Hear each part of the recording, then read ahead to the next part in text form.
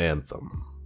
There are few times that I can think of, at least in the last couple of years, where a video game that had so much promise wound up falling so far so quickly upon its release.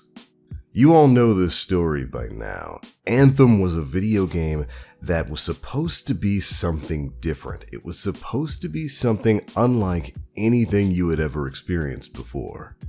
And if you've been around in the gaming industry long enough, you know we've heard that promise before. And unfortunately, very rarely is that promise ever fulfilled. And that was certainly the case with Anthem. What we were promised was an evolving world with revolutionary combat, customization, and RPG features, with a dreamlike movement and flight system like something out of an Iron Man movie. And of course, about the only thing that was true about that was indeed the flight system. The movement in Anthem did live up to the hype that it had built for itself. And it was a real surprise to learn that that was almost not even in the game itself. But what we ultimately got was a buggy, shallow game that didn't have enough to keep you interested, didn't fulfill on many of the game's initial promises, and was a far cry away from the level of quality that you would have expected from the legendary Bioware. There's a lot of parallels here between games like the original Division and even Destiny 1. When they came out, it was clear that there was a lot of cutting and pasting and reworking going on in the development of this game. And certainly over the last year or so, we've learned a lot about the development process for Anthem itself.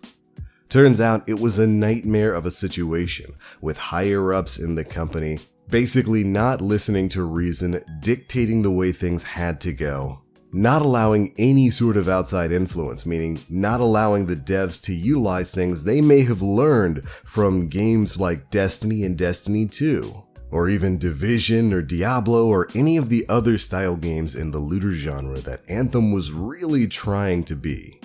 Meaning devs never really got to implement some of the things they learned from the development, some of the mistakes that some of those other games made during the development cycle. Anthem never got a chance to incorporate the things that people have learned since then, and thus, it fell into a lot of the same traps as games like Division 1 and Destiny 1 and all of that.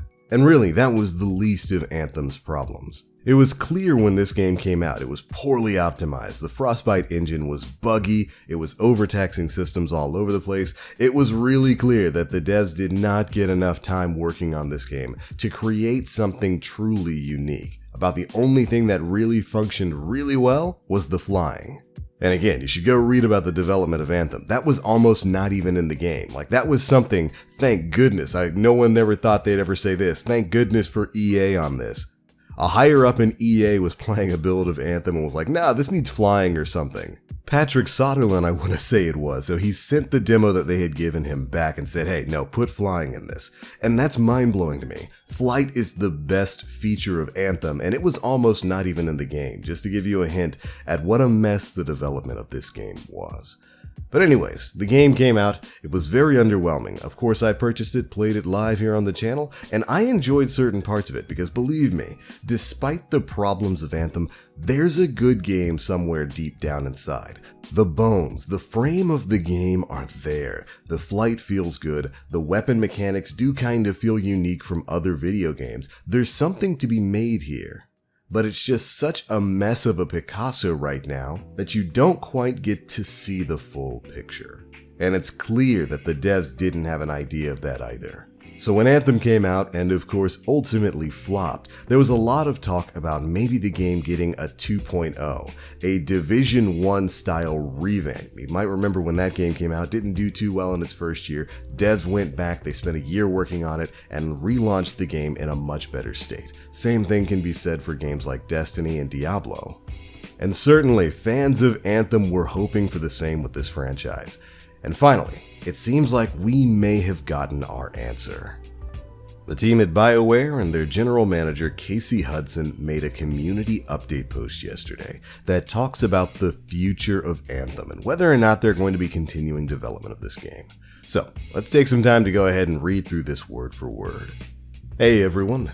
1 year ago, we were preparing to launch Anthem, a game that represented a big leap into new territory for us as a studio. It was an exhilarating and terrifying experience to go out into the world with something new and different. And we are grateful to all the players who have come along with us on the journey. It has been a thrill for us to see the creativity of our players in designing customized javelins and watching them master Anthem's flying and fighting gameplay. I am so proud of the work the team has put into this game, and at the same time, there's so much more that we and you would have wanted from it.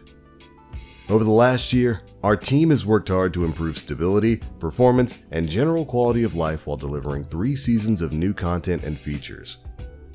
We have also heard your feedback that Anthem needs a more satisfying loot experience, better long-term progression, and a more fulfilling endgame.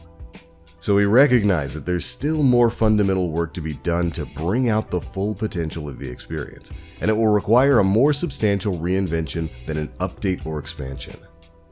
Over the coming months, we will be focusing on a longer-term redesign of the experience, specifically working to reinvent the core gameplay loop with clear goals, motivating challenges, and progression with meaningful rewards, while preserving the fun of flying and fighting in a vast science fantasy setting. And to do that properly, we'll be doing something we'd like to have done more of the first time around, giving a focused team the time to test and iterate, focusing on gameplay first. In the meantime, we will continue to run the current version of Anthem, but move away from full seasons as the team works towards the future of Anthem. We'll keep the game going with events, store refreshes, and revisiting past seasonal and Cataclysm content, starting with our anniversary towards the end of the month. Creating new worlds is central to our studio mission, but not easy.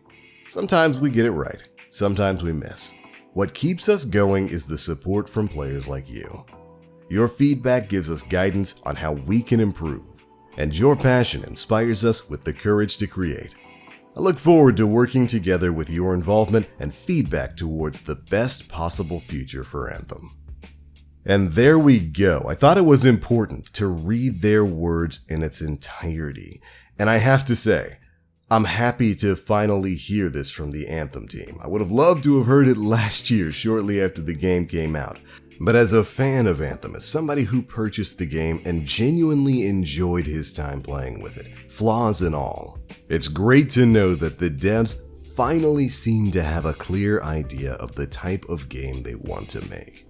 And I'm even happier to see that EA is going to be giving Bioware hopefully the time they need to revamp this game and make it something truly special. I mean, we all know how EA usually works with these things. We know how they handle games and, more importantly, gaming companies that don't turn a profit.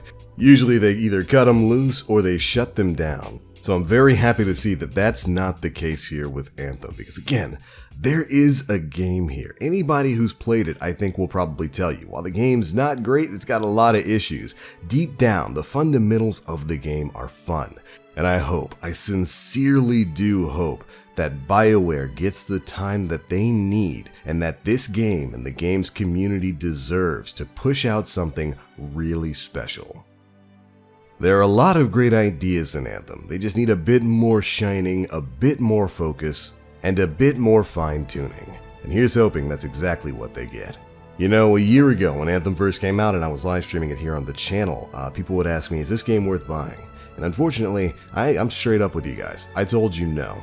It wasn't worth the money back then. Maybe it is now if you can pick it up for like $5, but back then, definitely not.